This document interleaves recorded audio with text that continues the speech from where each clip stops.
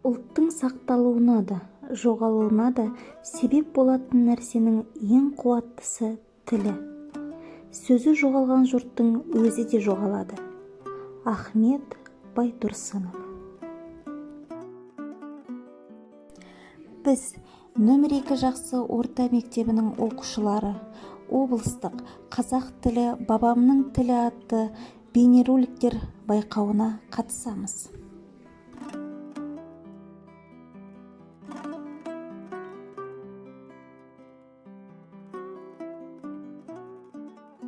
Адам өзгерді ме, заман өзгерді ме?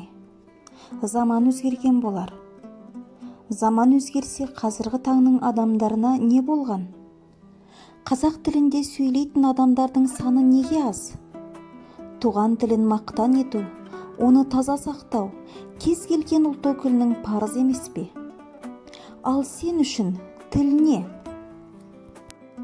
Тіл мен таусылмайтын байлығым. Тіл ата-бабамнан қалған аманат. Ана тіліміз мәңгілік елмен бірге мәңгілік тіл болу керек. Тіл бүгінгі күннің абыройы, ертеңгі күннің кепілі. Тілімнің дамуын өз үлесімді қосамын.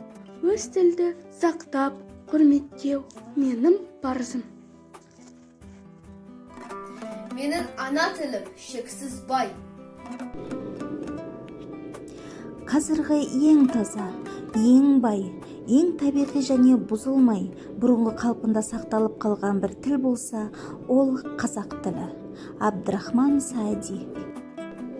Қазақ тілім саялаған нұрбағым, қазақ тілім ана тілім ардағым.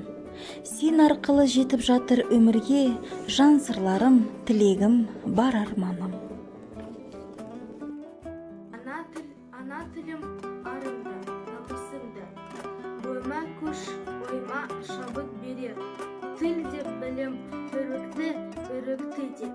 Тіл деп білім, ананың аянағаны.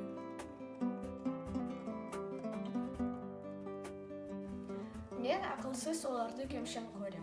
Болса жандар өз тілін менсінбеген. Құдайын күн десе егер қайран тілім. Басымды иіп алдында сенсін дергем.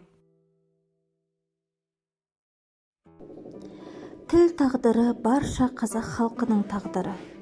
Туған тіл жарыс нәрестеге ана сүтімен бірге бесік жыры арқылы сіңетін болса, ол ана тілі ешқашан жойылмайды. Бабамыздан қалған қазақ тілін құрметтеп, асқақтата берейік.